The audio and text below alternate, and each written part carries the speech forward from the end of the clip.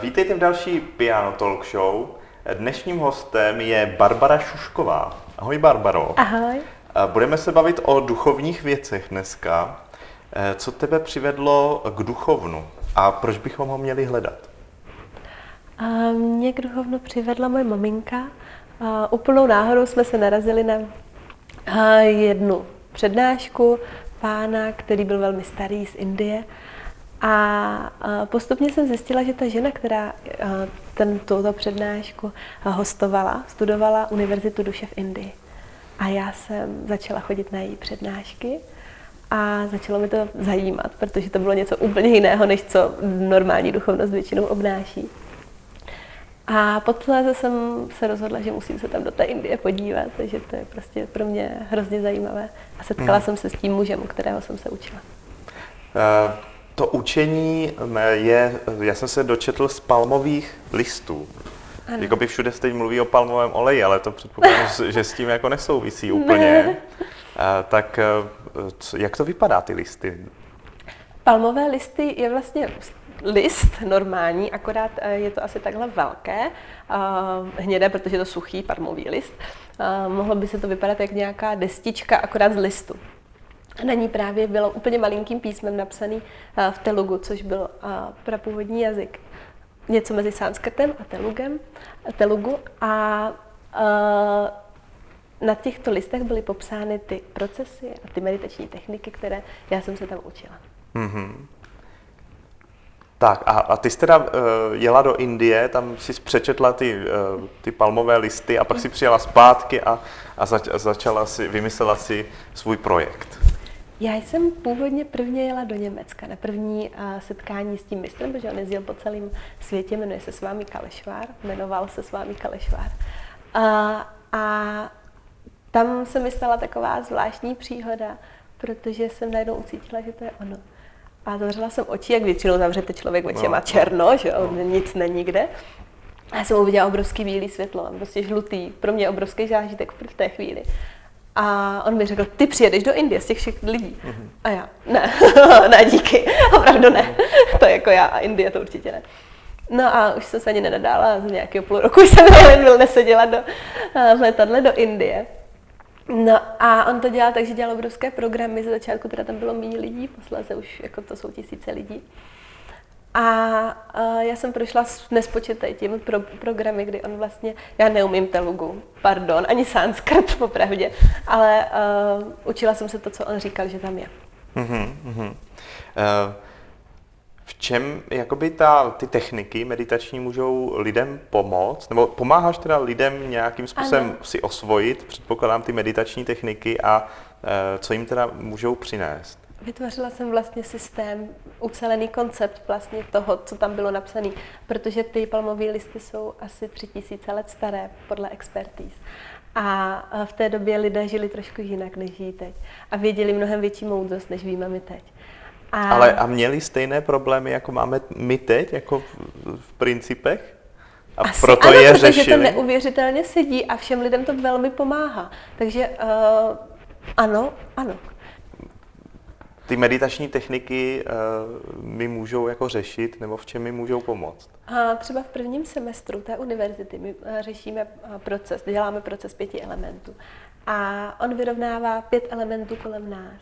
To znamená, že když je třeba člověk má problémy se zemí, tak mu chybí štěstí, pocit míru, klidu, nemá třeba bohatství v životě, prosperitu.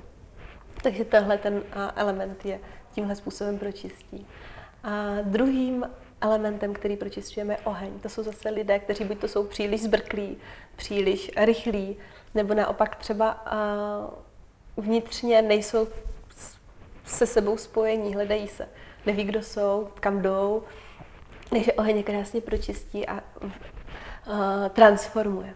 Pak je éter, který je napojení na vyšší princip, který nás všechny prostupuje a přestupuje.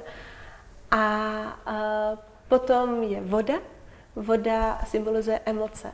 Jsou to lidé, kteří jsou třeba neuvěřitelně plačtiví, nebo cokoliv je rozhodí, jakákoliv blbost v podstatě v životě, tak hnedka jdou do obrovských emocí, buď to zuřivost nebo pláč. A když si tohle pročistí a když tohle přestane, ty lidi mají pocit, že se znovu zrodili prostě. A posledním elementem, který pročišťujeme, je vzduch. Vzduch symbolizuje naši mysl a zvláště muži, ne jim to pravidlo, ale muži obzvláště neustále pořád myslí. Myslí v noci, když se probudí a nemůžou usnout, myslí pořád, neustále něco vymýšlí, i když to není potřeba. Samozřejmě, že mysl potřebujeme v životě, ale ne v takovém fázi, jakým to děláme. Takže jestli tomu jakoby rozumím správně, je to, že v podstatě ty meditační techniky mi můžou pomoct se jakoby lépe vyrovnat, nebo najít nějakou rovnováhu lepší v životě, že třeba, nevím, lidi se prostě hádají, rozvádí, nefungují jim vztahy, řeší peníze, že nemají, nebo že jich mají moc, prostě jakoby nejsou vyrovnaní a šťastní a takže je to určitá technika, která jako jim může pomoct nalézt rovnováhu. Je to soubor technik, je to ucelený systém. A nejprve samozřejmě nás to dostane do rovnováhy a posléze pomalu zjišťujeme, kdo jsme a tu hlubší podstatu, což je velmi důležité, aby jsme zjistili. Tak je to trochu tak, že jakoby my tady v Evropě jsme hodně takový materialističtí a to duchovno tolik jako nás nezajímá a naopak třeba ty lidi v Indii to jako zajímá tyhle techniky, oni je třeba přirozeně jako nějak umí nebo používají. V Indii málo.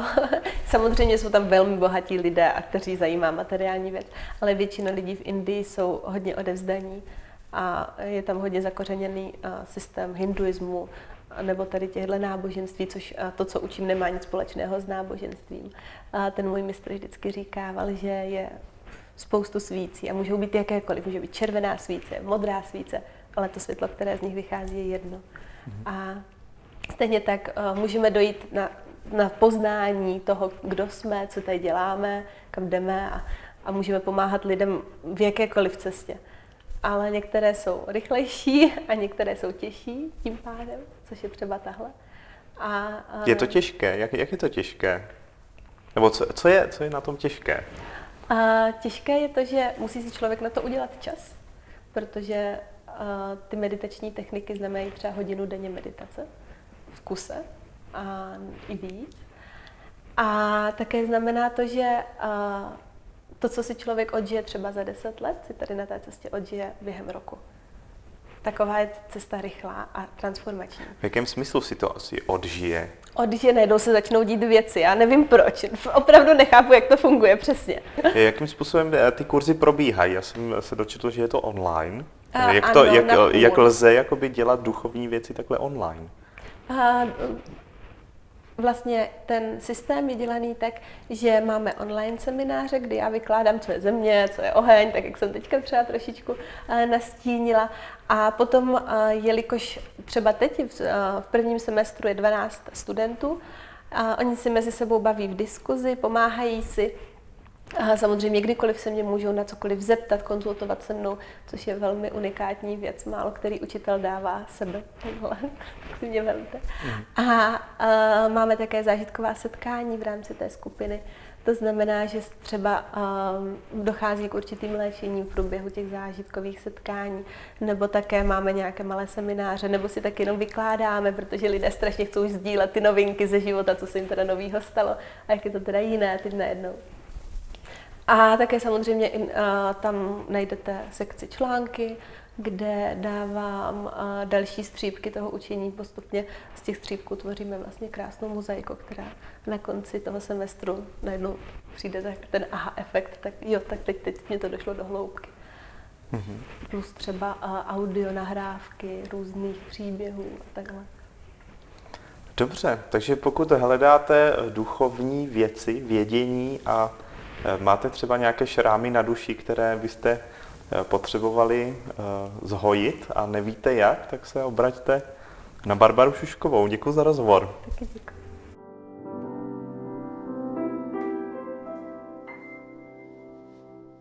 Děkujeme, že se díváte, tohle je Piano Talk Show.